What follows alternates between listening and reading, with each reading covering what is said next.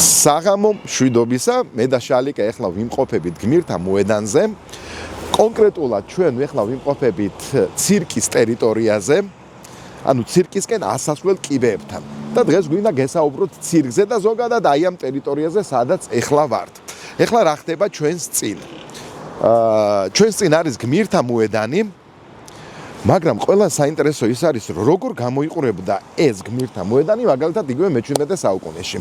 რაც თავარი არის, აქ რაღაცა სავაჭრო გზასავით აუცილებლად გადიოდა, არის ამაზეც საუბარი.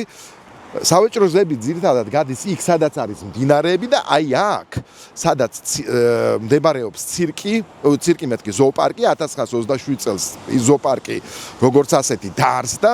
ზოოპარკის გვერდით გაედინება ეს მდინარე ვერა და შემდეგ ჩაედინება მტკვარში. აი ამ მდინარე ვერაზე, როგორც ჩანს, გადაჭიმული იყო, ესეც ფიქსირდება სხვადასხვა წერილობით წყაროებში, ხიდი. არქეოლოგიური ნაშთები აი ამ ხიდის თბილისური აგურით, როგორც ასეთი იქნა ნაპოვნი.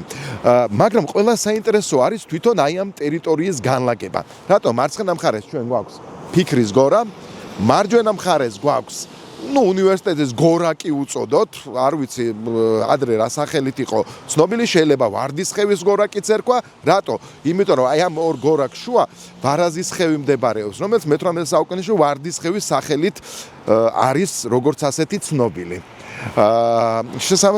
შესაძლოა ვარდისხევის გორაკიც რქმეოდა მას. და იქ სადაც ჩვენ ეხლა ვიმყოფებით, ბორცვი, სადაც ცირკი მდებარეობს და მარცხენა მხარეს კიდე ერთი ბორცვი გვაქვს.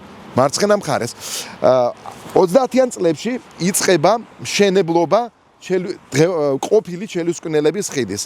იმ ხიდის, რომელსაც დღესდღეობით ჩვენ თამარის ხიდს ვეძახით. მაგრამ ყველა საინტერესო ის არის, რომ აი ეს ბორცვი, აი ეს ორ კლდეს შორის, ორ ბორცვს შორის გაჭრილი იყო 1935 წელს და საბოლოოდ აი ეს გზა დაკავშირდა ჩელუსკინელებთან და შემდეგ შეიძლებოდა უკვე ვაგზლის მოედანზე აქედან ასვლა. მაგრამ რატო გაკეთდა ეს ყველაფერი? მთავარი მიზეზი გახდათ ის, რომ კომუნიკაცია მარცხენა და მარჯვენა სანაპიროს შორის, მტკვრის მარცხენა და მარჯვენა სანაპიროს შორის საკმაოდ რთული იყო. რატომ? მაგალითად, თუ გინდოდა მოხვედრილიყავი იგივე ვაგზლის მოედანზე, შენ მაგალითად თუ ძველი თბილისიდან მოდიოდი, ან უნდა გესარგებლა ყოფილი ვორონცოვის ხიდით, ან უნდა გესარგებლა დღევანდელი გალაქტიონის ხიდით და აი შემდეგ უკვე გადასულიყავი როგორც ასეთი და მოხვედრილიყავი იქ, სადაც ვაგზლის მოედანი არის. მაგრამ კატეგორიულად ყველაფერი იცვლება უკვე 30-იან წლებში თბილისი იცვლის თავის იერს. და იქ 1932 წელს ჩაფიქრებული იქნა საბოლოოდ აშენებულიყო თბილისის ცირკი.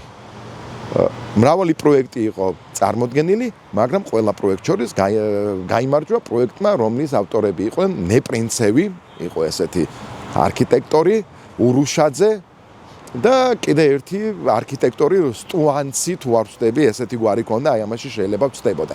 მოკლედ და 1940 წელს აი ამ ბორცვის ადგილას როგორც იქნა თბილის გმირთა მოედანს ზემოდან დაადგეს ცირკის მრგვალი შენობა. აი ცირკის შენობაზე უკვე და ზოგადად ცირკზე ზემოთ ვისაუბრებთ. ლასი ვაწაძე, შალიკა სტუდია სპეციალურად თქვენთვის.